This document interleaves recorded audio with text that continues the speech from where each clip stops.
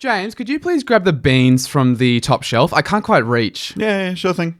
Ow! Got it! Walt, what the hell? I just needed one of your back hairs for this genetic analysis that I'm doing. You couldn't use a hair from my head? Oh. Yeah. Look, if you need something from me, just tell me what you need. I am sick of these weird little requests where you don't tell me what you're really doing, and I get poked, tickled, pickled, tied up, or shaved. Oh, come on. I hardly ever do that. Can you hand me that shot glass? Yeah, here you go. Great. And then 3 drops of solution in here. See, there you go. I don't want scientific solutions in my shot glasses. This is the 3rd day this week you have done this. In fact, it's only Wednesday. You have done something weird to me 100% of the days this week. It's funny that you say that. What? Why? Well, your results are 100%. 100% what? Man, this font is really small.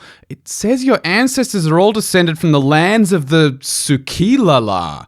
100%. Wow, that's rare. Whoa. I thought it was just English. Maybe a bit of Spanish thrown in there. But, I never heard of the Sukilala.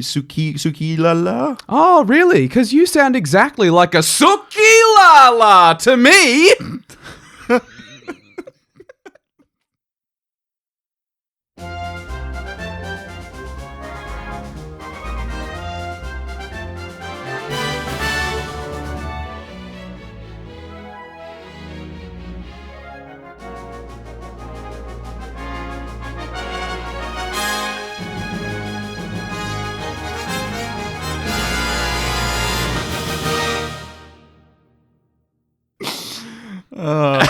You know what I'm really hoping is that that's not an Australian exclusive phrase, Sukilala. I was just thinking the exact same thing. Because when we moved to Australia, right? Yeah. My mum had her own English expressions. Yeah. And one of the first things she really caught onto and started, you know, when you chameleon into a new community you're of like, people? here's my way in. Yeah, when my mum became friends with all the friends, the mums at the school that I was going to. Yeah.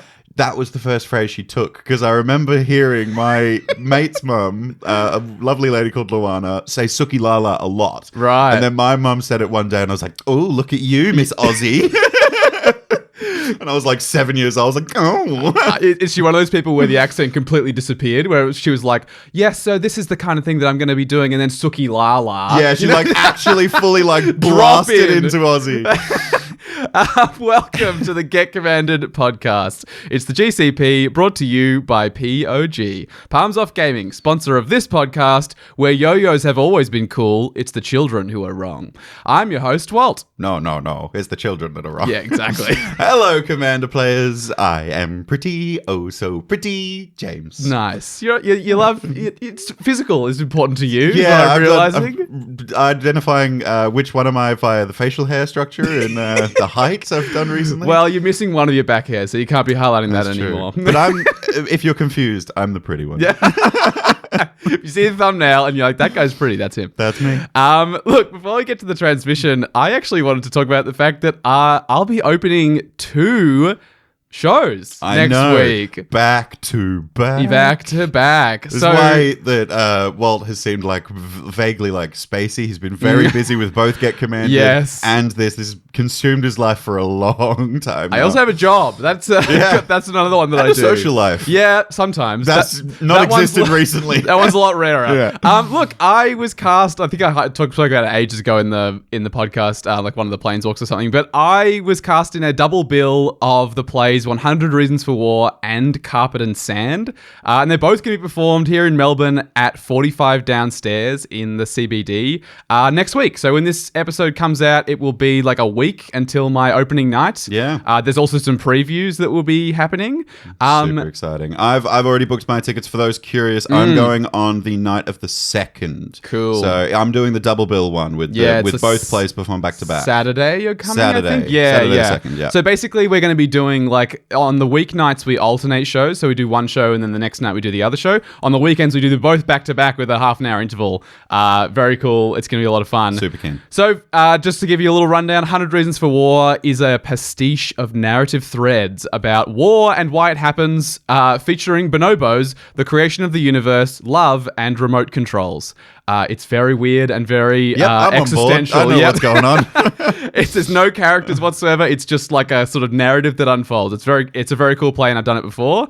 Carpet and Sand is a new play. It's the story of the famed theatre director Peter Brook and his tour of Africa in 1972 with some of the world's greatest performers at the time, including a very young Helen Mirren. Oh. And also that play is about the Great Sheep Panic of 1888, when tens of thousands of sheep spontaneously panicked and stampeded over 200 square miles. So, What did they panic about? Well, did they gain a higher level of sentience? In Carpet and Sand, I play Francois, a television actor and poet who is considered by many to be the most handsome actor in France. That's my character in the troupe, but also... So I was wrong. You're the pretty one. You're Francois. But I also play the sheep who starts the entire panic. You play the sheep. I play the one who somehow convinces tens of thousands of sheep to start to panic and stampede. Weirdly, I know it won't be, but I hope it's like a vegan vegan message. And you get up in front of the sheep and go, "My people, rise up, we need to fight against the machine," because it's a French sheep, obviously. Yeah.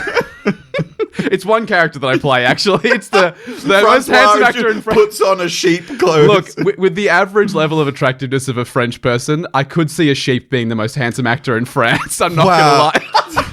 This is like the third time we have lost viewership in France. Look, we can go without him. We know you're all in America and the UK and Australia. We love you, France. We do love you. Anyway, those are the two plays that I'll be doing. You can come on 2 separate weeknights, or you can come on a weekend. You can see both of them back to back with a half an hour intermission.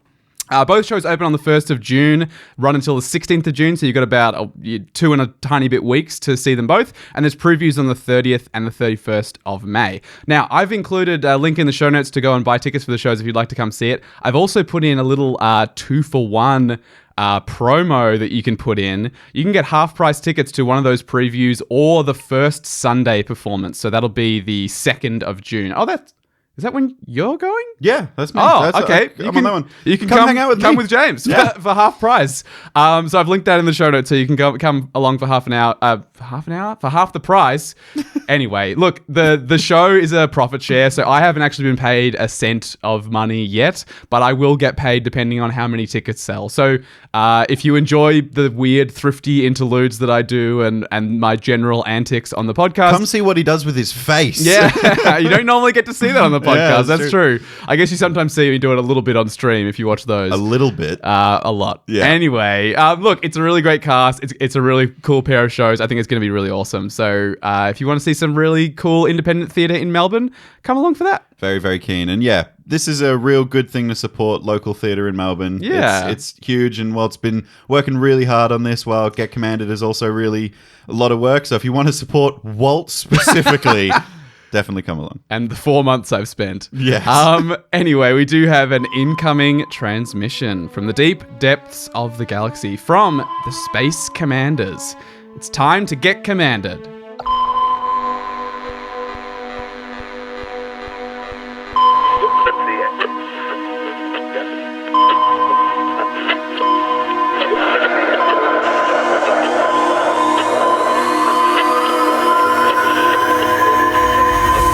Most satisfying commander decks to pilots are consistent in their mana use, access to cards, and unity of strategy. Oh, I love the word consistent. Yeah, I mean, it's like the whole second question of our Rule Zero template, right? How's your deck consistent? It's definitely something we've been talking about a lot recently, because I feel like it's something that me and you are becoming very aware of in our own decks. Yeah. And we're trying to up it so that we have, well, like the Space Commander said, a more satisfying time of playing them. It makes us enjoy the decks that we build more if they're more consistent at doing what they want to do. I think it's also probably a bit related to the fact that we have been streaming so much, and it really sucks being on stream and, like, you know, people listen to our podcast, they want to see what kind of stuff we cook up, and your deck just doesn't do anything, and it's like, wow, I feel like I'm a bad endorsement of our message. Yeah. A fraud. And so consistency is really important to that, right? Yeah. You kind of want every time that the cameras get turned on Spell Table and over stream that the deck puts in a good performance. And I mean, we're talking obviously about ourselves as content creators and stuff here, but I'm sure that all of you out there, I'd be shocked if there's many of you who are like, no, I want my decks to sometimes completely fail. I mean, before we were making content, before we had cameras pointing down at our play space, I found the decks that I loved to pilot, the ones that I knew did the thing 9 times out of 10. Yeah. As opposed to the one that was like glass cannony or like, you know, really delicate to construct. And I think all of us have built one of these inconsistent decks before, right? Like one of those decks that like sometimes does nothing for the first few turns of the game, or casts exactly one thing and then has to pass every turn with no mana open, or tries to do a bunch of things at once and ends up doing nothing at all. yeah, like it does a sick burnout, bro. Yeah, we've all kind of built, I think, at least one deck like that. It's almost like a rite of passage, really, I think. Yeah, well, we had a commander night with a relatively new commander player, one of our mates. Oh, and yeah, we'd never played with him before. No, it was a great night. We were up until like 1:30 in the morning. We had this absolutely cooked last game. That was insane ending. It was so close that we had people, we were messaging in our group chat the day after being like, hold on, did we miss lethal because of this? Yeah. Or this? I still have a calculation to make. There was like a series where there was a bunch of dragons that ETB'd. Yeah. And they were triggering both Lathless, Miram, or Miram was replacing making 2, and then there was a Dragon Tempest, and a Terror of the Peaks, I think. And you cast Comeuppance in response to it. I think otherwise we all would have died by a long shot. But I still want to do the math to see how damaged we were. You did something where you looked at like just the first round of damage before all the Lathless dragons came in, and that alone was going to be like 280 or something, or 2,000 or something crazy. But what I was trying to say about this deck in terms of consistency was the fact that this player had never really seen this happen before, and you know the deck was brand new. The land count was a little bit lower than we thought it should be. There was lots of things going on in that deck, and he was like, "I've never really seen this deck do this before." And we both said, "Yeah, but."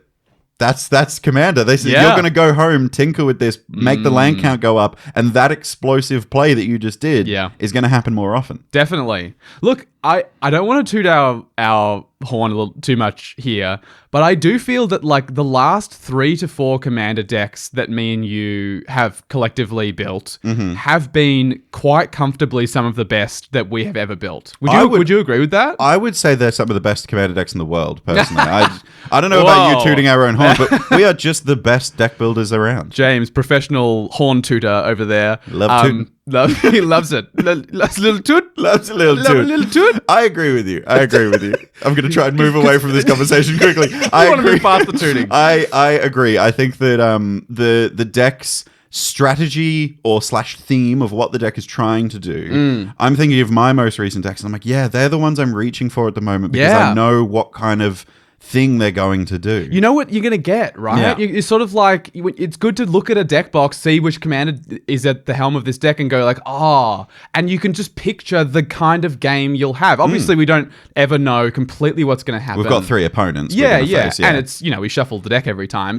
But to know at least what shape of a game you are likely to have with the deck is a great thing because it's going to let you decide which deck you feel like playing because you're sort of like, I have decks where I'm like, look, I know this deck could put in a great performance, but it might not. And sometimes I want to know that I'm going to have a good game, and I just don't reach for that deck anymore. Yeah. Well, I mean, let's go into why then, because the Space Commanders outlined the 3 areas. They had 3 phrases that they used: mana use, access to cards, and then unity of strategy. Yeah, let's just work through those. I reckon one at a time. So I did open this command a little bit in advance. I'm not gonna lie. I like it when you do that because then I get to sit back and go, so what statistics have you got for me today? Well, you caught me. Anyway, we'll get to that in a sec. Mana use. I think they're talking about being mana efficient, right? We sort of touched on this a few times recently. You want to try to use all of your mana pretty much every turn cycle whenever you can. And the most efficient way to do this is to lower our mana curve, right? This is going to increase the likelihood that we have, that small spell that uses up the rest of our mana. If we have 6 mana, we want to cast this 4-drop, we're going to need some 2 and 1 drops in our deck so that we have something to do with the rest of that mana on that turn, right? Whether it's spells or mana sinks as well, that's something else to think about. We've both been pretty hot on clues lately, right? Yeah. Because this is a great thing to do. If you want to hold up your disenchant on someone else's turn, but you also have a clue, great. If you don't want to disenchant something, you can just pay 2 mana and draw a card. That feels really good. It's a decent rate. Yeah, it's totally fine. Anyway, stats. Let's do it. My latest obsession. So I looked at the most recent 8 decks that we collectively have built. Sure. Just in terms of I wanted to capture recent decks, I looked at 5 of mine because I have a problem and I build too many decks. Sure. But basically, this is pretty much everything I think that we have built in the last 12 months. So there's 3 decks of yours and 5 of mine. Just in case people are curious. I know it's about to get changed, but your 9th Doctor was in here. Yep. Your Savine the Chronoclasm deck. Yep. Your Tornos Urza's Apprentice was in here. Yep. That might have been slightly more than 12 months, but that's all right. I also think that Scorpion God could have maybe gone in this list. 'Cause that's Good definitely shout. within the last 12 months. Yeah, I might have missed that one. That's on me. And then my 5 was Gandalf the White. Yep. Vevictus, that's my Goblins deck. Yep. Barbala Saga. Yep. Catilda and Lear, that's the Humans thing. Yep. And Bant Chant Mance, Which is my the... Bant Enchantress. Estrad the Estrad the Mast is the commander. is the deck. Yeah. So I was interested. We've obviously looked at mana value before. I was interested in something very specific this time. I wanted to know the average number of cards we were playing at specific high mana values. And when I say high, to me, I was interested in anything that cost 5 or more mana. Okay. So because we've said a lot recently that these big mana do nothing suck. We've been really railing yeah. against them. How many times have we On a soapbox. hated on Atali? Yeah. It's been our punching bag Poor little for the dinosaur. last 4 weeks or so. Just reprint it with haste and I'll give it a lot more love. Don't reprint it with haste, please. God, we do not need that in our format.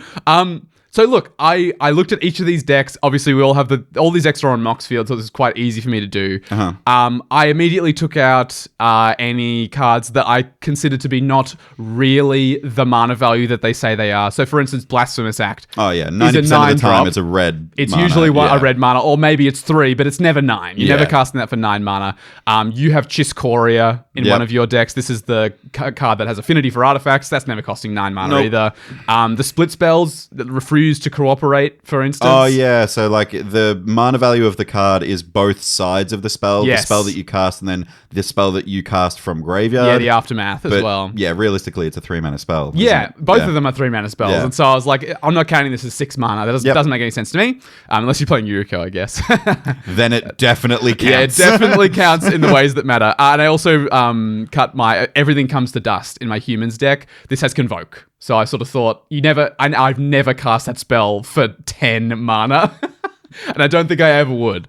God, and doing it with like actual raw mana would do nothing. Yeah, because you Right? don't You're keep not the convoking type with of anything. thing. Yeah, That's you need to so funny. convoke. You can at least I was one just thing. thinking about the scenario where you top deck that after a board wipe and you're like, well. Yeah, nothing to do with this. So I just put all these I pulled them all up, popped all these stats into Excel, and I basically looked at specific mana value. So I looked at how many 5 drops were in each deck, how many 6s, how many 7s, 8s, 9 mana spells were in each of those decks. God, am I running any 9 mana spells? I don't know. And then maybe it's only me who's in. I can't remember actually. I put them all into a spreadsheet. I looked at some averages. I have one super random fun stat that I wanted to share first. Yeah. I have no idea why. Your Tornos Urza's Apprentice deck contains no 5 drops. None. Not a single one. God, you have weird. a bunch of 6s and 7s, and you even have, I think, an 8 drop in that deck. You've got loads of 4s, loads of 3s, not one 5. And I was like, I mean, it's fine, but it's just, I've never seen that before. I have none. Not a single one. Not like an artifact or a spell or a creature or like... Nothing. I was so confused. I was like, it almost felt intentional. I was hoping there would be some weird thing like, because of this specific thing. But no, I think you just thought it just I'm chance. now trying to think of like back to when I was building it. If I noticed that there wasn't any 5 drops. I don't know. I think it feels like coincidence, but I just think it's funny. I've never seen a deck like that before. Sure. Anyway. I'm weird. That might skew the stats a little bit. There's a fat 0 on that deck for some reason. So here's the averages that I ended up with when I looked at the high mana value stuff in our decks. So number of 5 drops on average 4.25 Across all 8 decks. across all 8 decks. We were averaging 4 cards. I'm interested to hear from you out there. By the way, this was lower than I expected. Are you in this agreeing with me on this? 5 drops. Yeah, 5 drops. 5 drops feel like a staple of Commander. 5 Yeah. drops are like only 4 in each deck. On average, only 4. Yeah, I don't know. That seems low to me. That seems low. That yeah. seems low. So I think, anyway, already we're discovering something here, which is the decks we've built recently seem to be lower on this stuff than I thought they were. Then we get to 6 drops, and already we drop down to an average of 2.25. Whoa. 2 on average, 6 drops per deck. I'm starting to think of some 6 drops in my deck, like in my decks that you listed. Like in my Ninth Doctor deck, a 6 drop is the Parting of Ways is one of the 6 drops. This is the saga that like exiles a bunch of stuff with time counters on it, and then time travels a bunch of times. So like you cast it, and the next turn, if you untap pretty safe, you probably win. I've seen you come so close to winning with that specific card many times. It's very strong in that deck. Super powerful. So like, I mean, I'm running it as like a win condition, right? Like it's my one-off kind of thing. I mean, I think in my Barbala Saga deck, I think there's only one 6 drop, and I think it's Marionette Master. Oh, that is a win condition. Which is an absolute win condition, but like that's the amount of impact that we're sort of expecting from our 6 drops these days. We get to 7, we get down to 1.125. Yeah, we are so really on getting average, low. 1 7 drop per deck. It's so low, right? Yeah, wow. It makes sense when I think about like the high impact, high mana value spells that I play. I think of 5 and 6. I think especially when I think of 7, I'm like nothing immediately comes to mind. Like you start to get stuff like I'm thinking of Meteor Golem in my Tornos deck because my Meteor Golem is like but like I would never run Meteor Golem in any other deck other than Tornos, just because I can copy its ability and reuse it. I can put it under like Prototype Portal or Mimic Vat and make multiple copies. I have like built Blink decks, decks that care exclusively about ETBs that have Panharmonicon in there, and I often end up cutting Meteor Golem because I'm like 7 mana is a lot of mana. Like people hardly play Acidic Slime anymore, and that's 5 to destroy an artifact, enchantment, or a land. Look, Meteor Golem can blow up a creature, but 7 is so much to pay these days, and unless you're breaking it, I think your Tornos deck is the perfect home for it. That for sure breaks it. Yeah, I've managed to tuck that thing under Mimic Vat, have like copy Mimic Vat's ability, make 2 Meteor Golems. God. And then you can copy those ETBs again if you can untap Tornos. I can untap Tornos, I can then like copy one of them so I could effectively destroy 3 permanents for around like 4. I could 7 mana roughly. Wow. I could do 7 mana. That's how to break it. That's my 7 drop. That's what you pay 7 for. Yeah, that's what I'm paying the good money for. James has made a great investment in 7 mana specifically. So then, as you'd probably expect, when we get to 8 and 9, it tapers off quite dramatically. 8 drops, we drop sit at 0.875. You'd still round that up to a card per deck, so it's still valid. But then you get to 9 drops, and it's an average of 0.375. So we're sort of... What was the 9 drop? Do you remember? Well, I have 2 in my Gandalf deck. Phyrexian Triniform and the other golem maker that I always forget the name of. The 9/9 with vigilance, trample, and flying, and then it dies. Triplicate Titan. Yes. Thank you. Dies and makes a 3/3 with flying. Oh, I have vigilance. Triplicate Titan in Tornos as well. There you go. So there you go. That's probably all of them. Yeah, that's probably all of them out of those 8 decks. Drops, I think that like those cards again, like you really want to be winning with those cards. I'm thinking like every card that we've thought of in these slots, I'm seeing as like this is when I'm trying to win the game. I'm trying to go for it now. I mean, thinking of my Estrad the Masked deck, which is in this in these stats, my 8 mana spell in that deck is one with the multiverse. Oh, God. That card is insane. I didn't know you ran one with the multiverse. I opened one in a promo pack after a pauper, and I was like, I wasn't going to play it. And then I was like, actually, it's an enchantment. And then I started playing it. And I was like, it's kind of like Baby Omniscience. So it's not Omniscience. I wouldn't be interested in playing Omniscience, but I love it. I think it's so cool. Just but like Baby Omniscience. Yeah. But just like flipping stuff off the top, the fact that you get 1 free spell per turn, it's like, to me, it's like a fairer Bolas's Citadel. To me. Yeah. You have to pay a bit more mana. You can't just keep on going with life. Like, you only get the 1 free spell, basically. Yep. I would call it like a very Baby Omniscience. Yeah. Like, it's less Bolas's Citadel, because Bolas's Citadel also has the other mode that everyone forgets about. Oh, the Sacking Tendon Land. That's true. That's really strong as well in the right deck. Sometimes I'm like, how do I win from here? Yeah, and it's just like, Bolas's Citadel. I have 10 treasures. That'll do it. Yeah, exactly. But, so I want to place all this in perspective, this high mana value stuff. Our average deck of these 8 that we built recently contains only 8.875 cards over 4 in mana value. Whoa, the context that changes a lot. Yeah. right? Yeah, wow. And I actually was interested then because I was looking at Gandalf and I was like, Gandalf is really warping the stats here because Gandalf has like an 8 drop, 2 9 drops, like 3 7 drops. I was like, I feel like this is a big outlier here. I cut Gandalf from this specific stat and it rounds down to exactly 7. Wow, only 7 cards per deck that are over 4 mana. Over 4. That's I would so believe this if low, someone said yeah. over 5, right? I'd be like, Yeah. that makes sense. But like, including your 5 drops, we are playing only 7 cards that And cost that more. includes my Tornos deck with no 5 drops. Yeah. True. Maybe you're compensating with your 6s or something. I don't know what's going on there. So, like, you know, to really contextualize this, let's say we're playing on average 37 lands, which I think is probably, maybe we're about at 36, me and you Yeah. collectively. That means that there are 56 non-land cards in our decks on average that cost 4 or less mana, and then 7 from 5 and upwards. The ratio is unbelievable. Yeah. So you go, the ratio being 56 to 7. Yeah. 4 and below, 5 and above. Yeah. That's huge. It really puts it in perspective, right? Yeah, wow. I think the main takeaway here is the cards that you cast that cost 4 or more mana, over 4 mana value, need to be pretty spectacular these Yeah. days. Like, because we clearly, like, again, I don't toot our own horn, but we feel so good about the most recent decks that we have built. Yeah, and these decks have gone so low on these high mana value spells. And I've played these recent decks of mine against lots of different pods. So Yeah. against people at CanCon, against people at game stores, at Yeah. kitchen table games. I've played these against pretty much on stream against Yeah. other people around Australia. And yeah, I am saying that these are my most consistent decks. Yeah. And this is a reason why. Yeah, and I think that the really important thing to highlight here, obviously consistency does contribute to power level, and that's why we talk about it in the Rule Zero conversation. Yep. But like in this set of stats, I have my Catilda and Leah Humans deck. I would put this deck at pre-con level, if not maybe slightly below, and I It's would not still good. say it's not a good deck, but it's really consistent. And so I think Yep. this is something like, if you're someone who enjoys playing at that lower to mid power level and you're like, I don't really care about consistency, you should, because you want to do, like, if you want to build that weird humans flashback deck where every time you cast a human, a spell gets flashback. Yeah. You want to do that. Like, Yeah. if you're building that with a goal in mind, I imagine when you sit down with your deck and say, hey, this is my Catilda and Lear deck, it's my human flashback deck, so every time I cast a human, I get a spell from my graveyard.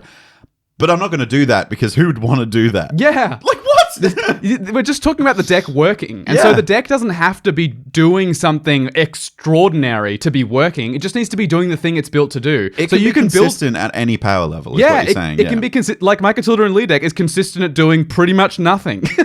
Like it doesn't build a very big board state, it doesn't win the game very quickly, but I get to make a bunch of actions. I have a bunch of fun casting instants, giving them flashback, flashing in humans, all this kind of stuff.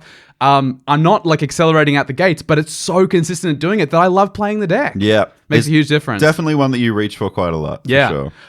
So yeah, I would say over 4 mana value needs to be really good, especially as you get over 6 mana value. I think you need to be even stricter. That fall off that we had, where we're averaging about 1 7 drop, less than 1 8 drop, not even 1 9 drop. Like Yeah. you should be following that. There's a reason we call it a mana curve. Right? Yeah, well, you think about why like the cards we talked about when we got to 6 mana, and we started referencing win condition cards. Like we Yeah. were saying, like Marionette Master in your Barbala Saga Yep. deck. This is a Yep. card that is like at 6 mana is going to win Walt the game if deployed correctly. I mean, you're talking about like board wipes like Austere Command is also like a 6 drop. Like on the right board, if you've cast Austere Command a bunch of times, you'd know this, you can just win. You're just Yeah. like, cool, I will, with my creature heavy deck and none of you have any creatures deployed, I'm Get going to rid destroy of- all artifacts and enchantments. And now I've got a board full of creatures. You don't have your propaganda anymore. Yeah. Bang, dead. Or I have a token deck and I destroy all creatures with mana value 4 or greater. I keep my whole board. All of your boards are gone. Yeah. I swing for lethal. Like, you know, that's how strong the 6 drops need to be. And I would say then the obvious caveat here, if you're going to build a deck with a really high mana curve, you need to include the ramp to support it. And, 15 pieces minimum is the kind of thing I'm talking about here. Yeah, for sure. I think that's a pretty easy caveat to make because like there are decks that I'm thinking about that are like slightly older builds of mine that would strongly go against this. Like my Fire Life deck, for example, has like multiple 6 drops. My Averna, the Chaos Bloom deck. Yep. I mean, maybe that's lands decks in general. Yeah, I think just probably break the mold here a Jam lot. that shit full of ramp and you'll be fine. Because like then you still know what the consistency of your deck is going to do, right? Yeah. You know that on turns 1 through 4, you're just always going to be ramping. But then by turn 5, you have got 10 mana and you can go go, right, now I'm able to do these 2 5-drops on turn 5. So now that means it's more consistent because you're playing 2 5-drops on turn 5. Exactly. I mean, we're talking in trends here. You know, we're saying if you trend your mana curve downwards overall, it will improve the consistency of a deck. And there will always be outliers like we spoke about with Gandalf and like landfall decks, that kind of thing. Yeah. We've been talking for a little while. We've got a little bit left to cover, but I reckon it might be time for a thrifty interlude. Yeah, this thrifty interlude's going to be super consistent, like a good sleep schedule.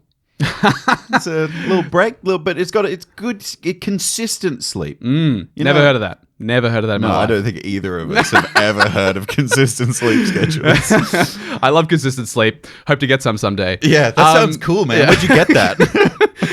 We've got lots to talk about, including access to cards and unity of strategy, like the Space Commanders were saying. But before that, we're going to hear a little something about a thrifty card. And as is tradition, I will be performing. And this week, it's the Cowled Merchant with some new wares. Do you want to talk about the card we're featuring this week, James? I fucking love this card. This was so on cool. Thrifty Thursdays, it's pretty recent. Like a month ago or 4 or 5 weeks ago. I flipped. I'd never noticed. Because this is a Modern Horizons 2 card. Yeah. And there were so many better cards in that set that this card got so overshadowed. There are so many cards that got printed in Modern Horizons 2 that flew under the radar and are still like $1. And I am... And we've got Modern Horizons 3 to look forward to. That's honestly what I'm so stoked about. Like, there will be game-breaking cards, and I'm sure there'll be some that we will hope to get banned in Commander that won't get banned, and that's fine. But I am stoked for all the cards everyone's going to miss because they're opening packs in a frenzy and throwing away all the commons and uncommons. And I'll be picking up these busted cards like this next one for like $1. Catch Walt on his hands and knees at your LGS scraping up chaff. Oh, I'm glad you clarified that I'm scraping up chaff.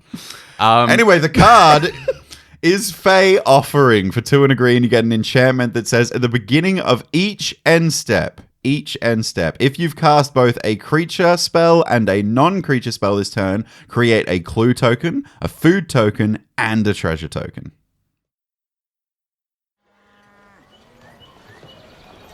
Find yourself wishing for little treats? Just morsels of delectable cheese and chocolate?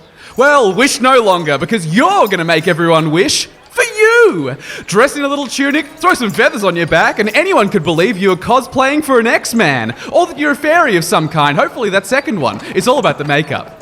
All you have to do is leave little crumbs on their doorsteps, or fix their sodden clogs, and suddenly you're a mythological being in all the ways that matter. The food people give to you. It hasn't been this much fun to float in the air since that time your grandfather took you to a chocolate factory and made you chug the warmest, fizziest Sprite of your life. But hey, you're a little Sprite now. Get budgeted.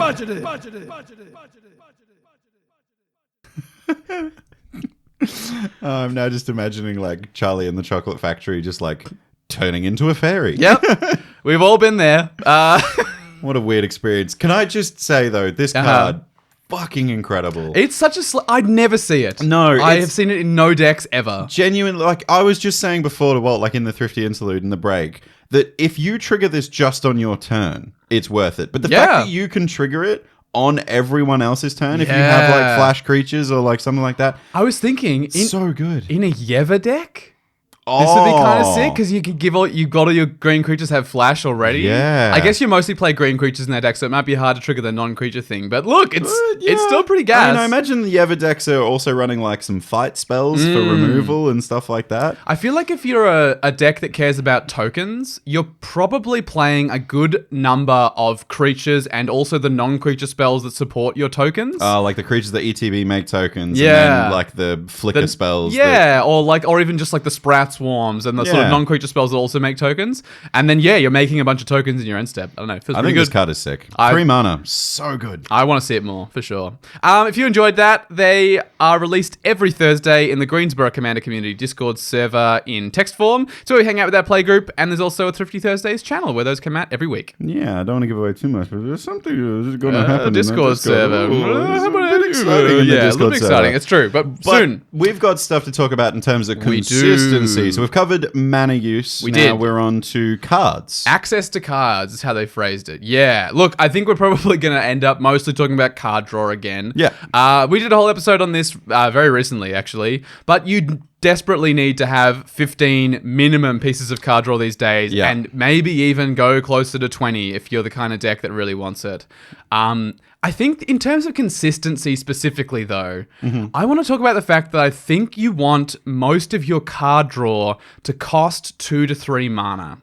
Oh, yeah, okay. So, like, I see what you're saying here. The lower mana investment that you make on your card draw leaves you more mana to use the cards that you do draw. Yeah, it's that, and it's also, like, I think it's so important. I'll go into this. I might have a whole rant about this, but it's so important to hit your land drops, and you need your card draw to cost 2 or 3 mana to hit your 4th land drop or your 5th land drop or that kind of thing. In the early game, if you're like, oh, I need to find that 3rd land, if I've got a preordain, that's great. I mean, like, the 1-drop slot is big time, really good. Like, you see the most like real consistent high powered decks, like, you know, looking at CEDH, looking at you, CEDH. Yeah. These guys are still running less and less of the cantripy stuff, but a lot of 1 mana kind of like, I'm going to get some mana value or card advantage out of this 1 mana just so I can see what's coming, play my turn accordingly, and make sure the deck is functioning in the direction it should be. Yeah, I think there's a lot of decks that could benefit from a couple of preordains or a couple of ponders or,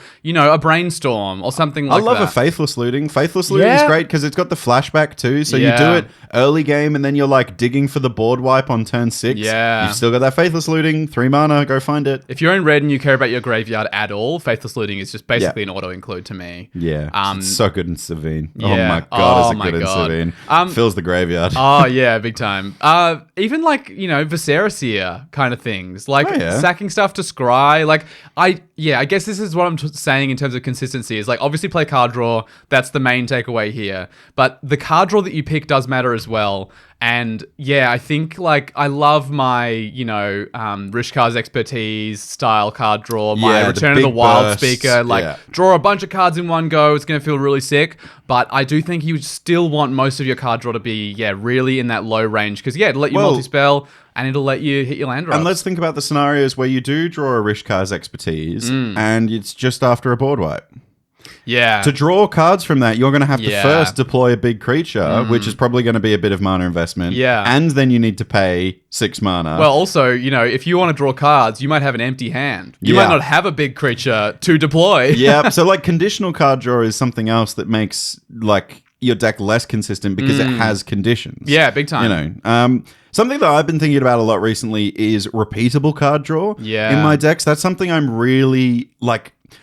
I'm even looking at Phyrexian Arena a lot more these days. Right. Like cards, like permanent cards that draw me an extra card every turn.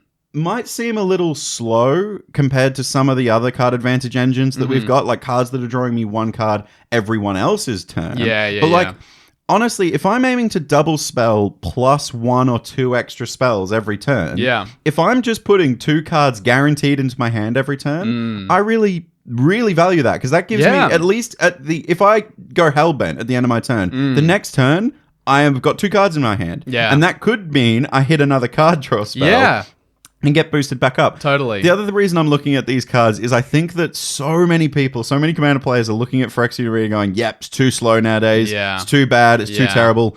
Tell you what that means though.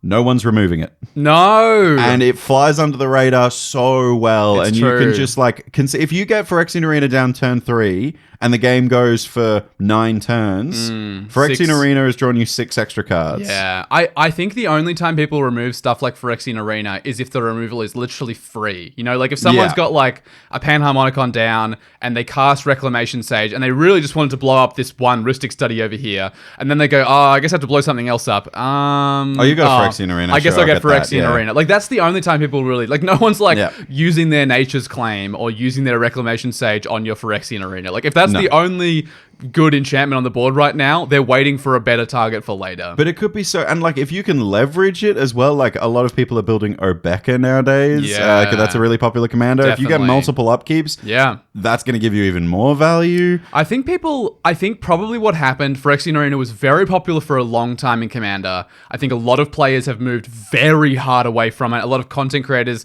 talking specifically about someone like the Nitpicking Nerds, for instance. We've also said that it's pretty bad. We've occasionally been like, don't play these cards. Yeah. Look, I think those are still valid sentiments. Like, if you need cards in your hand right now, Phyrexian Arena doesn't do anything. Yep. That's a totally valid criticism and one that we definitely still agree with. But that said, maybe we've gone too far the other way. Yeah. Where I think there's a lot of homes for Phyrexian Arena. I mean, you know this, and I think I've said this before on the podcast, but my Victus as Marty deck that cares about sacking permanents and then flipping permanents off the top, I threw a Phyrexian Arena in there because I was like... It's a permanent that draws you cards. A permanent that draws me cards. And I think there's a lot more decks that make good use of Phyrexian Arena than we give it credit for sure. Yeah, I mean, like if you're playing around with your life total a bit, I don't know. Like there's homes for cards like that. And like Phyrexian Arena isn't there's a couple of cards that exist in this sphere, like the drawing you one extra per turn kind of thing. Commander's Awakening. Dictated Dictated Crewfix does it for everybody. Yeah. I really like in decks that care about the graveyard, there's the it's one of the dragons cards where you choose Khans or dragons. One of them gives you basically like Tarkia, one of them gives you basically ward 2 for your creatures or your permanents or something, and the other one says in your draw step draw an additional card then discard a card. So if you like playing with, if you want to put stuff in your graveyard, that's fantastic. I love it in my Around Me deck. Yeah, because you put that Gary straight into bin. Well, and also importantly, it lets you, like, milling is great in Around Me, but also sometimes you just want to get your actual spells back because you very rarely cast the spells for free from your graveyard. So mostly you want to pitch your creatures and then keep everything else. Keep your lands, keep your spells. Instants and sorceries, enchantments. It's a really great way to do that.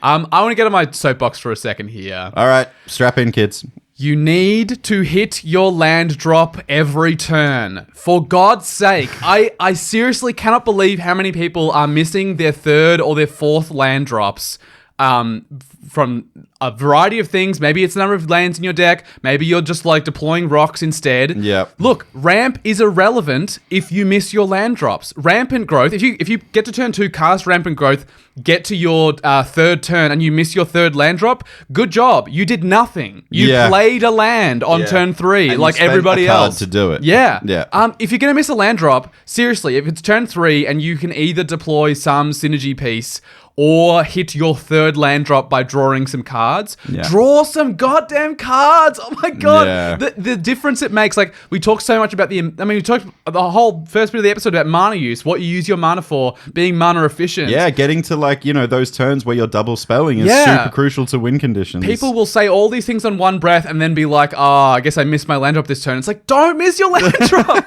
I mean, obviously, there's nothing you can do. Obviously, you have to miss it. But there are so many things you can do, whether it's playing that cheap card draw in your deck, whether it's taking a turn off to just draw some cards to guarantee your land drop, do that. But especially, please up your land count. I have seen some people, don't want to out anyone, there's some people in our Discord server. Well, there was a big discussion on our Discord server just recently. There were some people advocating for, you don't need more than 25 lands in your deck. And I was like pulling my hair out, and I know you were doing the same. Please, you need to play at least 35 lands. And look, ideally, some of the decks I've built recently have been closer to 40. It feels so good when you just hit your land drop every single turn. It makes a massive difference in a long game. Look, I am going to put a caveat on this and say that there are ways you can build a deck that have a lot lower of a land count. Totally. But you need to exclusively, everything about your deck building process needs to be pointing towards supporting your super low land count. Big time. Like everything, your mana use, your card draw, your piloting, everything has to be pointing towards supporting that low land count. You are building around this, right? And there are some amazing people in our Discord that have some pretty fun decks to pilot, and they enjoy them. They have great times with them. That's what Commander is all about. Yeah. That have very low land counts. But as a general rule of thumb, please, for the love of God, stop missing your land drops. Yeah. Can I climb up on the soapbox with you for a hot second? Get up here. There's plenty of room. Thank you. It's nice and cozy. I can see my house from here. For God's sakes. Seriously, I have seen so many people prioritize ramping other than drawing cards to hit their land drop. Yeah. So they on turn 2, they don't have another land in hand. But they have a consider or a ponder or a brainstorm. Chart a course. Draw 2, discard a card. Yes. Something like this. Something like that. And they will instead play a talisman. And that I'm doesn't like, make any sense. okay, so you just paid mana to hit your talisman. Yeah. To hit your land drop in the form of your talisman. Yeah. So now when you untap on your third turn, you've got the same amount of lands or mana available you had, but less cards. Yeah. That's worse. So you think about the play pattern of drawing cards, hitting the land drop, then passing. When you untap, you have 3 mana, but now you have some extra cards in hand. Yeah. You might be able to hit your 4th land drop now. Yeah. Now you can ramp with that Yeah, talisman in hand and actually get ahead. Yeah. It is a piloting issue, Yeah. but it all stems down to a deck building issue as well. It's both. I think Yeah. you need to prioritize drawing cards when you're piloting. I completely agree. But also you need to make sure your deck has enough lands in it. Look, I'm guilty of this too. I went through a period when the MDFCs came out. I was like, oh my God, these are like free spells in my lands, deck. yeah. I'll just cut basic lands for them. Look, I love the MDFCs. We're getting more. We're in getting Modern Horizons 3. I'm so excited. Oh, I don't know how to feel about it. But like, even if you're playing MDFCs, count these as half a land and still shoot for that 36, 37 mark. And so if you're playing MDFCs, you might have theoretically 38, 39 lands in your deck. If 3 of them are MDFCs, you're sitting actually at like 36, realistically. Because at the end of the day, this comes down to that command that we got. It's all about consistency. Yeah. And when you miss those land drops and when you are like drawing cards to hit your land drops, you are upping the consistency because then, like I said, when you untap, you got the same amount of mana, but now you can ramp, now you can do this, Yeah. you've got an extra spell in hand, whatever. Yeah. And when you build your deck, to make sure you don't hit your to make sure you don't hit your land drops. I'm going to have a bad time. To make sure you hit your land drops, you are upping the consistency of your deck because then when you get to turn 5 and you play that relevant 5 drop, it's going to work. Big time. I'm going to have a very small sub soapbox. I'm just going to put one small soapbox up here and take a step higher. Sorry, James. You stay up that's here. fine. I'm just going to go on this little sub I'm wearing soapbox. heels. I'm fine. You look great, by the way. Thank you. Really I'm good. actually wearing Ugg boots. I wish Ugg boots had a heeled version. I mean, one of them is on the way with the way you're peeling the heel off. Falling apart, yeah. True. That's a Walt and James joke that you will never know about. Anyway, on my sub soapbox up here, gosh, I can see my house from here. It's in the sky. Anyway, if you are someone who builds with a very low land count in your decks, that's fine. Good props, mad props to you. Yeah, sick. Please don't recommend, in the absence of context, your way of building decks to everyone else. Especially new players, I think. If you're gonna say, like, you can play 25 lands or you can play 28 lands, say, I have built decks with 25 or 28 lands, and here's how I've built my deck to support that. Don't just say, no, cut some lands, it'll be fine. Yeah, look at my mana values. Yeah. Like, I have nothing but 1 and 2 drops. Yes. Like, my whole deck is built around these, like, 1 mana spells that make the whole thing work. Yeah, and, like, we need context for those kinds of things. Anyway. That's enough soapboxing. Take off the sub soapbox. Take off the main soapbox. Right. Back on the ground. You're so much taller than me. Yeah, Good I'm stuff. still a lot Great bigger than heels. you. Nice. Little I'll boy. take my heels off. Still higher than you. Wow. Well, it's just a little guy. Anyway. Not at 6'2". Anyway, let's talk about unity of strategy. This is the third phrase the Space Command has used. I'm interpreting this as saying we want our deck to be focused on 1 or 2 things. Yes, I think this is something else that we've been talking quite a bit about recently, which is these sub themes are getting in the way of the actual goal of the deck. The thing, Big time. The thing that the deck wants to do is being challenged to make happen by these other sub themes of like, I want to gain some life this time. I want to put +1 counters on things. And it's detracting from the overall experience of the deck because we're distracted doing other things that aren't the main strategy. Yeah. There's actually 2 parts to this one, I think. The first one I want to talk about is playtesting. Oh, goldfish. Oh, basically goldfishing. Sure. Yeah. So you basically, for those who don't, the uninitiated, when we say goldfishing, we're talking about just trying your deck on its own, turns 1 through 6. Yeah, You just, in a vacuum. Yeah, in a vacuum. You can't plan for removal, obviously, when you do it like this way. But in this vacuum, where we're trying our deck and seeing what happens from turns 1 through 6, your deck should definitely work, right? Yeah. You can't plan for the removal that will happen when you actually play,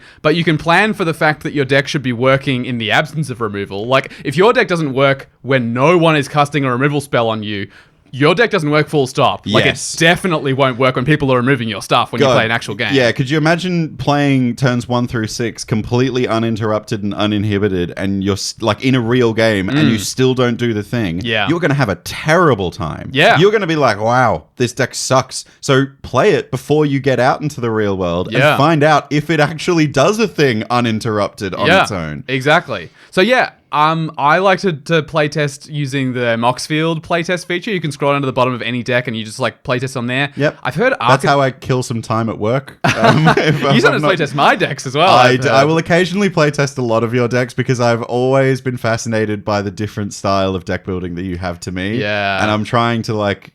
And especially for the content creation, I want to peek into your brain a little bit, which is why I'm doing that. Scary thought. My brain is a spooky place. Peeking behind the curtain. Yeah. I've heard that Architect has arguably an even better playtest feature. It's very fancy looking, I'll tell you that. Like the cards are animated kind of thing. Like I like that. Displays it out in like a fan thing. It kind of looks a lot nicer than Moxfield one for sure.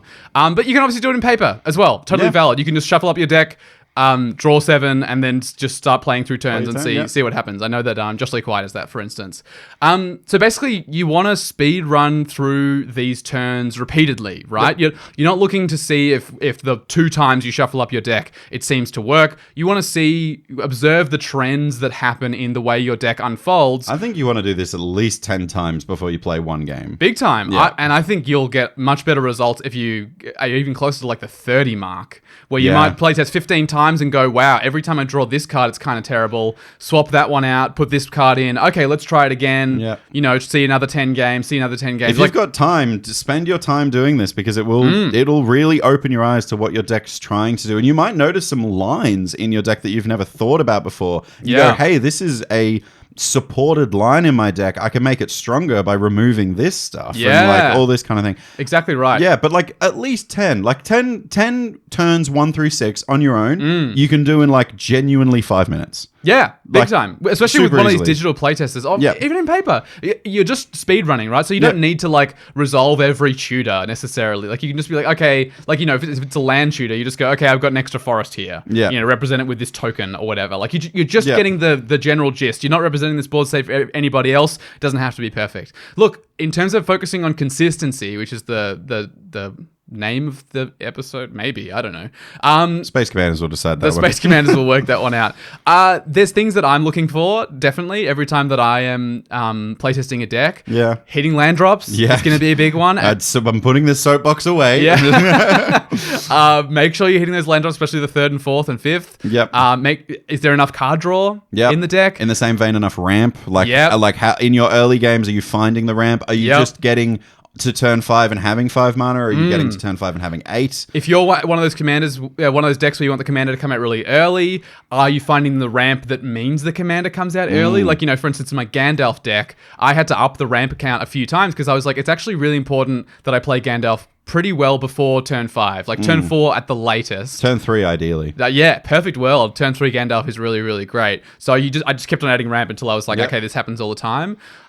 Definitely, you really want to be looking, as you were saying before, find the cards that are underperforming, and especially the strategies and themes that as you keep on playing them out, you keep going, this is not very well supported. This +1 counter theme I'm going for is not really working in my Dragons deck. I've had I recommended this a couple of episodes ago, but like you can test this out without gold fishing. If you have a card that you're debating, like if you've got a sub-life gain theme strategy and you're looking at one card and you're like, this is just life gain. It doesn't really synergize with the token strategy that I'm going for. Like a one-off life gain. Yeah, let me have a look with how many cards in the deck synergize with this. You can look on Moxfield, you can tag it, and you can like do the highlighter feature that's on Moxfield. Or what you can do is hold that card in your hand, shuffle the rest of your deck, and draw cards until you find a card that directly synergizes with it. Yep. And it might take a long time. Yeah. And, I mean, look, playtesting, you're basically doing this, right? Yeah, like basically. when it hits your hand, you look at the other 6 cards in there and go, okay, this doesn't work with any of these cards. Does it work with anything on field? Yeah. Nope. Does it work with Commander? Nope. Yep. Goodbye. Yeah. Beacon of Immortality. Playtest it 10 times and it works out like, you know, it comes into your hand 3 times and all 3 times it's bad. It's probably just bad in the deck. Yep. I think the other thing you can really identify here, we're sort of tying together all the things we looked at this episode so far,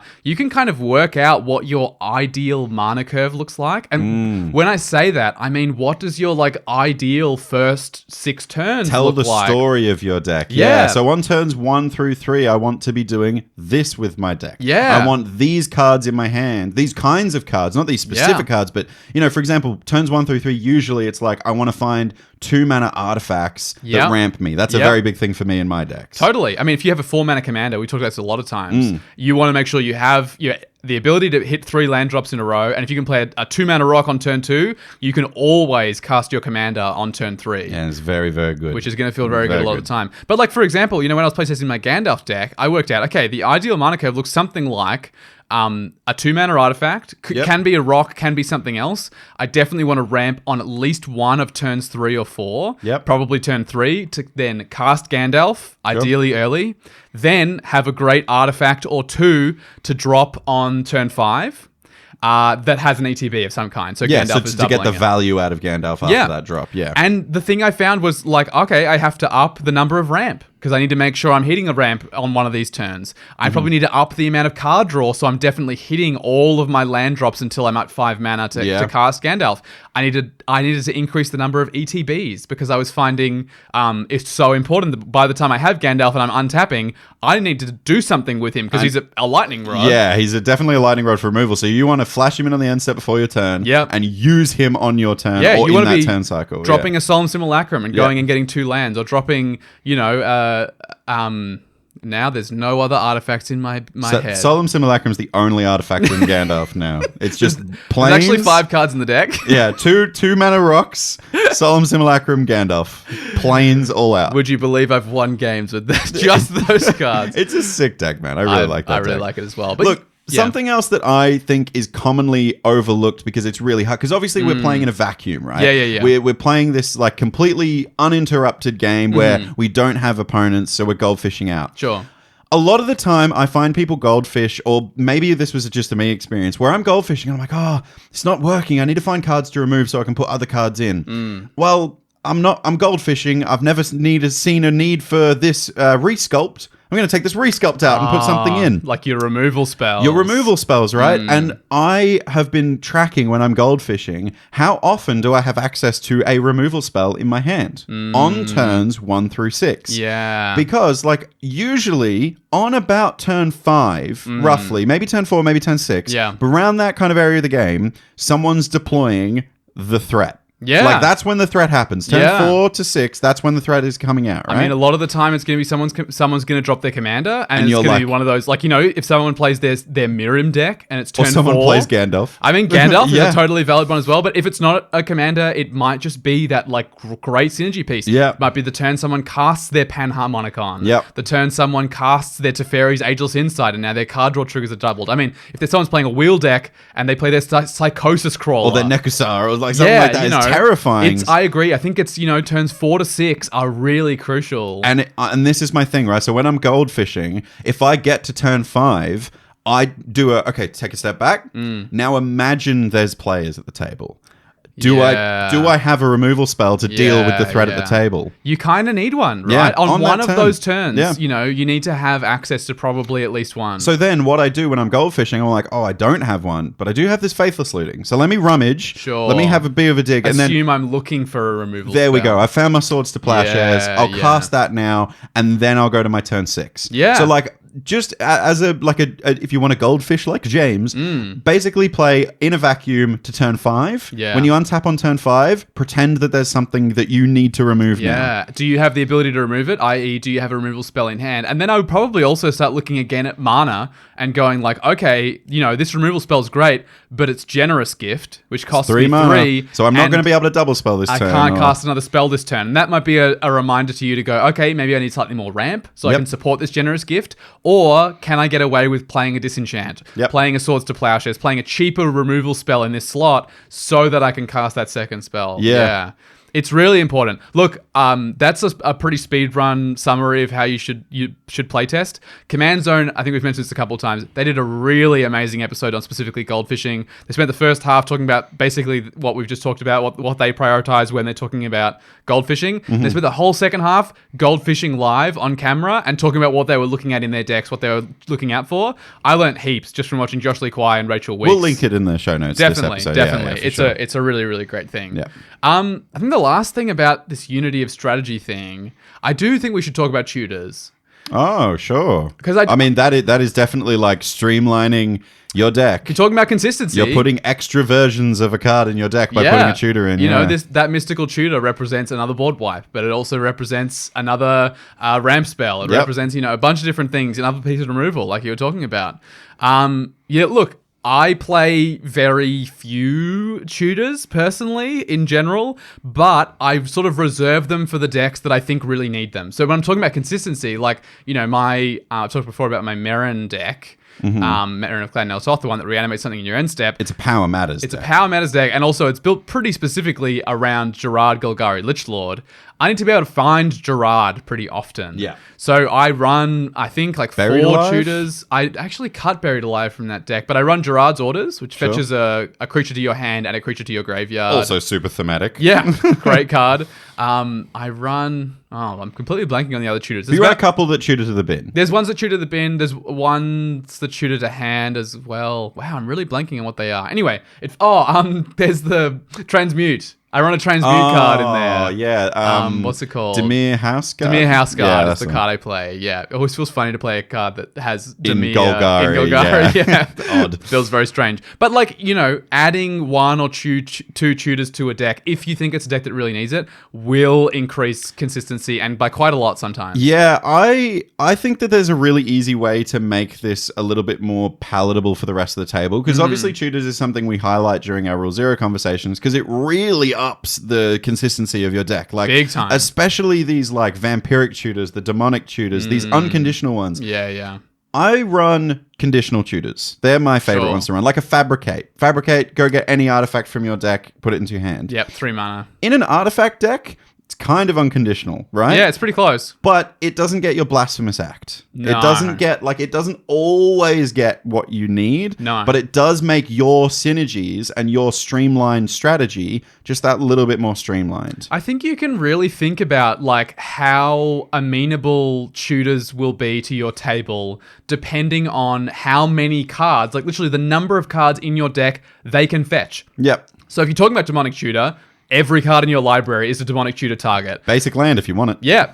You're talking about your Fabricate in your artifact deck. That probably gets, 35, maybe 40 cards Probably in your about deck? 40, yeah. My Demir Houseguard in my Merrin of Clan Neltoth deck gets 6 cards, I think, in total. Like, every 4-drop in my deck is fetchable with Demir Houseguard. Like, the more narrow a tutor is, I think, the better people feel about it being a card in your deck. Yeah. Like, obviously, the if you want much more consistency in your deck, you are going to need a more unconditional because tutor. that gets you anything you need at the time. But Yeah. I think that's great, and that brings your consistency up at the table to interact and to Sure. board wipe, to find the board yeah. wipe, to find the removal, whatever. Yeah. But Fabricate in an artifact deck ups the consistency of your deck, and I think that's what the Space Commanders are trying to say here. You know, like we're not trying to increase the consistency of finding removal necessarily. we just want our streamlined unity of strategy to be unified and consistent, and I think these conditional ones do just get us over the line a little bit. Yeah. I think, as always, when we talk about tutors, be wary of how many you add.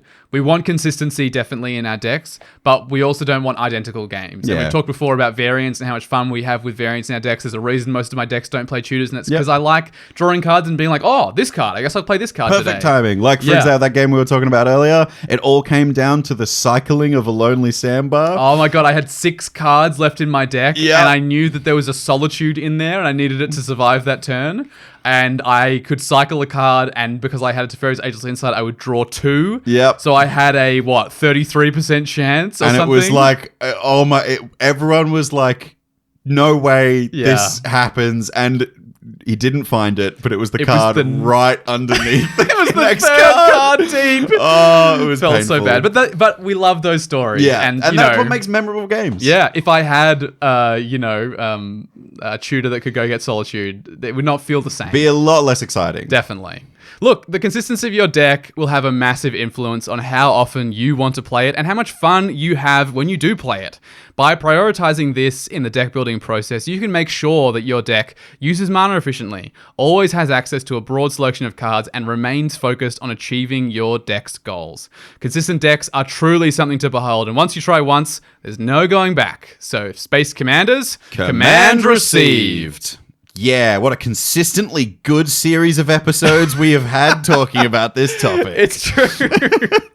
So the listeners, do you feel commanded? And which are your most consistent decks? And what are they doing differently to your others? I think this is a good way for you to work out what it makes your decks consistent in a way that you enjoy. Is it something we missed? Is it card draw, or is it maybe, I don't know, some enhancer that we didn't talk about? A magical different thing. Yeah. Tell us about it. And you can tell us on your social media platform of choice at Get Commanded everywhere, or you can talk to us live on Twitch every Monday at 7 p.m. Australian Standard Time, twitch.tv/Get Commanded. You can hang out with us there. You can get involved. We're looking at refreshing some of the Twitch channel stuff. Yeah. Literally after we finish recording, we're doing some upgrades, upgrades, which is exciting. But if you can't join us live, get in touch with us via the YouTube channel where we upload every game every week. Yep, linked in the show notes. And don't forget to check out our Patreon page. It's the absolute best way to support the Get Commanded podcast. It's the reason that we've been able to keep at this for so long. We can't thank them enough, but we'll thank them again. Yeah. We would like to thank our patrons, Fuzzy, Bottomless Potamus, and Dyer,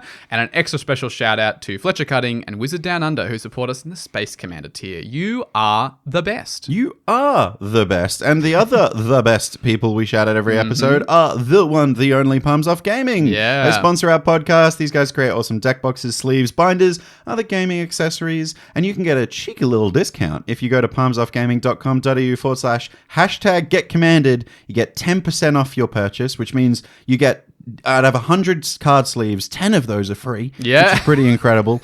I love that rep joke. It's so it's such a weird way of thinking about it. Not our maths. You can get like a couple of pages in your binder for free out of a 10% discount. So go to palmsoffgaming.com.au /#GetCommanded. Tell them we sent you. And look, if you want to go to your local game store and buy some Palms Off Gaming stuff there, that's also totally valid. Yeah, their stock's pretty much Australia-wide. Yeah, and they're really great products, so wherever you get them, you won't be disappointed. So palmsoffgaming.com.au /#GetCommanded. Yeah. We'd better planeswalk out of Magic, I reckon, James. Let's do it. And into somewhere else. I think it's your turn. It is. I've decided to, instead of planeswalking to a TV show or a movie or a video game, we're going to go out to eat. We're going to planeswalk to a little pizzeria I have recently discovered. On a distant planet. Yeah, Japan. No. I don't know why I said Japan. I was really excited to go to Japan. Yeah. Look, no, there's a pizzeria on Swanson Street that I've recently discovered in Melbourne. Right in the middle of the city. Right in the middle of the city. It's like just a little bit of a walk down from Melbourne Central Station. Okay.